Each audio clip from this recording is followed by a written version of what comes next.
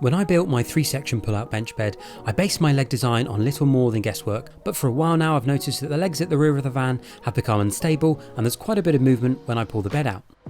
That's fine when I'm sat on the bench, but as I'll be camping in the van soon and will be pulling out the bed to use every night, I thought it was time to revisit them and stabilise them once and for all.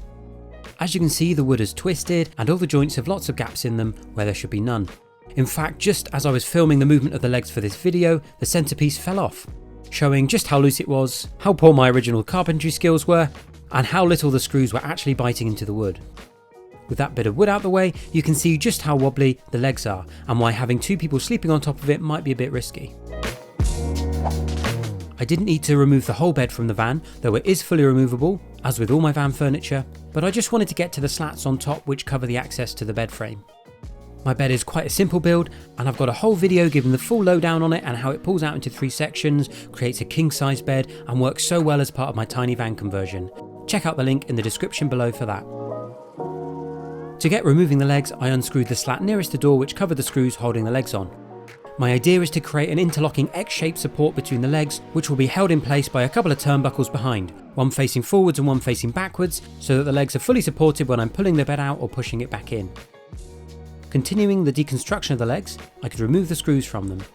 You can see here that I'm too lazy to remove the bed out of the van and give myself enough room to use the drill, so a stubby screwdriver and a bit of elbow grease is the method used. Luckily, however, the bed is resting on other legs and the wheel arch, so when unscrewing the top screws and removing the legs, it doesn't collapse or tip onto the floor. I'd put a bit of wood glue in there before, which, due to the bad joinery, had failed to hold the joints together, so I'm sanding this off to get the bed frame surface nice and flat again.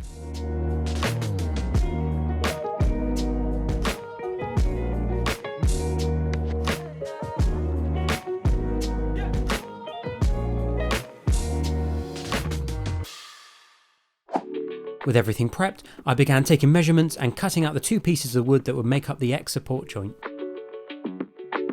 I'm doing all my work at the back of the van because, as with my entire van conversion, I don't have a workshop or garage. It can be limiting and you're at the mercy of the weather, but luckily I've found ways to build everything I've wanted so far. Holding the pieces up, I could work out the angles where I'd cut the ends to match the existing legs, and it was very much a bit of trial and error here, or perhaps more error as you'll see later.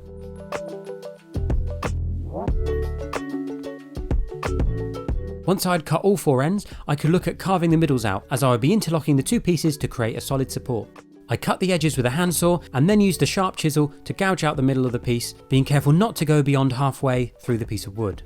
I know proper woodworkers will shudder at me using a hammer instead of a mallet, but it's my first time using chisels. They at least have strike plates on the ends and it worked a treat, so go easy on me.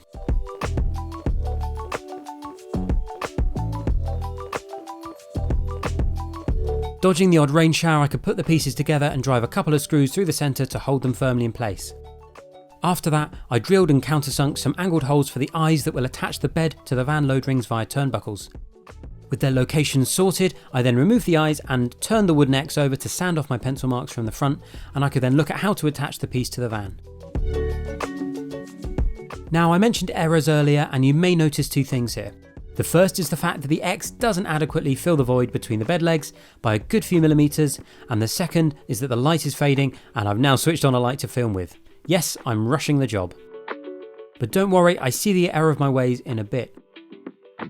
I've kept this part in the video as it's not only part of my process, and don't forget I'm not a professional but just a guy that's converting a van in the middle of a housing estate, but also because it illustrates how I adapted my method to attaching the X piece later on and how not everything always goes to plan. I used clamps to hold the X in place and attached it using the same through the leg method I used originally, and it was done.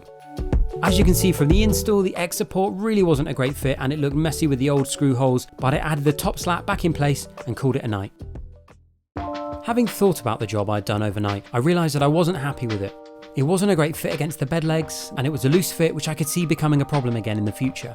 Now, I could blame this on not having a workshop with access to precise power tools or any number of other factors, but ultimately I'd rushed it, so I decided to take the X support off and use some of the leftover timber to make new rear legs for the bed which would fit to the X much better.